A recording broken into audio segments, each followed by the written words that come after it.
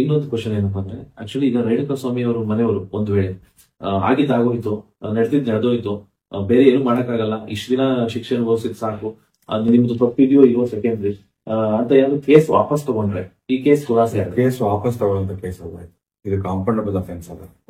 Case ನಡೀಬೇಕು, case ನಡೆಸಿ case ಅವ್ರ ಸಾಕ್ಷಿ ಏನಾದ್ರು ವೀಕ್ ಆದ್ರೆ ವಿಟ್ನೆಸ್ ಅಥವಾ ಹಾಸ್ಟೆಲ್ ಆದ್ರೆ ಆತರ ಏನೋ ಮಾಡ್ಬೋದು. ಬಟ್ ಕೇಸ್ ವಾಪಸ್ ತಗೊಳ್ಳೋಂತ ಕೇಸ್ ಅವ್ರು ತೊಗೊಳಕ್ಕಾಗಲ್ಲ. ಒಂದ್ ವೇಳೆ ರಾಜಿ ಸಂಧಾನ ಮಾಡ್ಕೊಳ್ಳುವಂತ ಕೇಸ್ ಅಲ್ಲ ಇದು.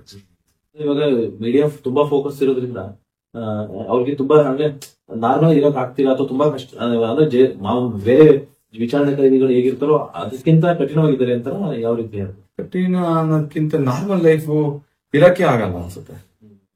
ಈ ಅಧಿಕಾರಿಗಳು ಅವಾಗೆಲ್ಲ ಸ್ಟ್ರಿಕ್ಟ್ ಮಾಡ್ತಾರೆ, ಬೇರೆ ನಾರ್ಮಲ್ ಆಗಿರೋರನ್ನ ಸ್ವಲ್ಪ ಆರಾಮಾಗಿ ಇರ್ತಾರೆ. ಇವಾಗ ಅದು ಅಷ್ಟು ರಿಸ್ಟ್ರಿಕ್ಷನ್ಸ್ ಜಾಸ್ತಿ ಇರ್ಬೋದು ಅನ್ಸುತ್ತೆ. ಒಬ್ಬ ನಾರ್ಮಲ್ ವ್ಯಕ್ತಿಗಿಂತ ಕಠಿಣವಾಗಿದೆ ಕಠಿಣ ಅಂದ್ರೆ ಅವ್ರಿಗೇನ್ ಶಿಕ್ಷೆ ಕೊಡಲ್ಲ.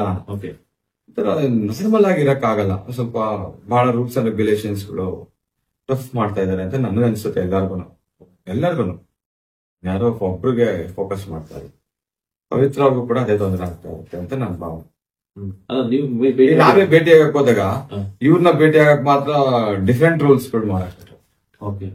28 ಅಪ್ಲಿಕೇಶನ್ಸ್ ಗಳು ನಾವು ಕೂಡ ಅಪ್ಲಿಕೇಶನ್ ಮೊದಲೆಲ್ಲ ಕೊಟ್ಟಿರೋದು ಬೇರೆ ತರನೇ ಇರ್ತಾ ಇತ್ತು. ಇವಾಗ ಪ್ರತಿಯೊಂದು ಸಿಗ್ನೇಚರ್ಸ್, ಪ್ರತಿಯೊಂದು ಫೋಟೋ ಕಾಪಿ ಇಟ್ಕೊಂತಾರೆ. ಬಹಳ ರೂಲ್ಸ್ ಮಾಡ್ಬಿಟ್ಟಿದ್ದಾರೆ.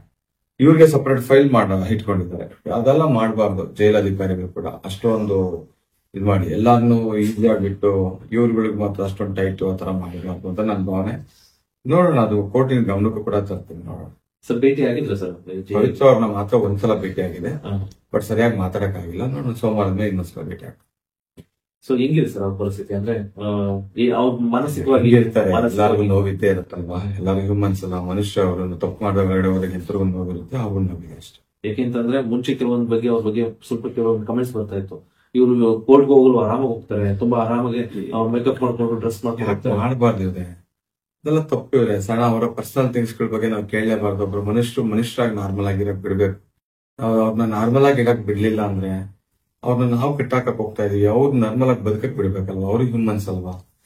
ಕೋರ್ಟ್ಗೆ ಹೋದಾಗ ಹೆಂಗೆ ಎಲ್ಲ ಅವ್ರು ಹೇಗೆ ಏನು ಅವ್ರಿಗೇನು ಇಲ್ಲ ಒಂಥರ ಹೆಂಗೋ ಬರ್ಬೇಕಾಗಿತ್ತು. ಅವ್ರು ನೀಟಾಗಿ ಒಂದು ಕೋರ್ಟ್ ಒಂದು ಗೌರವಿತವಾಗಿ ಹೆಂಗ್ ಬರ್ಬೇಕು ಹಂಗ್ ಬರ್ತಿದ್ರು. ಇವಾಗ ಜೈಲಲ್ಲಿ ಹೆಂಗಾಗೋಗಿದೆ ಅಂದ್ರೆ ಇವಾಗ ಜೈಲಲ್ಲಿ ಏನ್ ಮಾಡ್ತಾರೆ, ಕೋರ್ಟಲ್ಲಿ ಏನ್ ಮಾಡ್ತಾರೆ, ಮನೇಲಿ ಏನ್ ಮಾಡ್ತಾರೆ, ಇದೇ ಒಂದು ದೊಡ್ಡ ನ್ಯೂಸ್ ಆಗೋಗಿದೆ. ನಾನು ಹೇಳೋದು ಮಾಧ್ಯಮದವ್ರಿಗೆ ಸ್ವಲ್ಪ ಸಮಾಜಕ್ಕೊಂದು ಗುಡ್ ಸಂದೇಶ ಕೊಡುವಂತದ್ದು ಏನಾದ್ರು ಕೊಟ್ರೆ ನಿಜವಾಗ್ಲೂ ಇನ್ನ ಗುಡ್ ಸಂದೇಶಗಳು ಕೊಡಿ. ಇದನ್ನ ಕೊಡೋದನ್ನ ಆಗ್ತಾ ಇಲ್ಲ.